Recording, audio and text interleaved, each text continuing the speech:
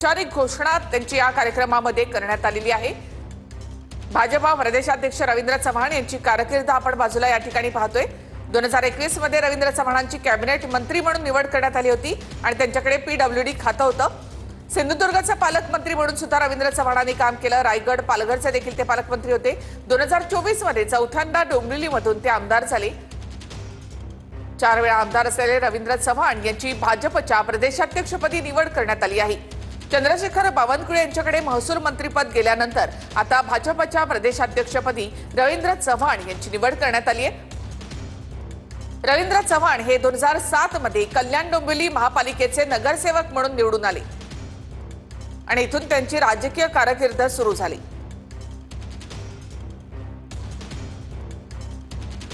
2021 मध्ये शिंदे भाजपचा सरकार आणण्यामध्ये चव्हाणांचा मोलाचा वाटा होता।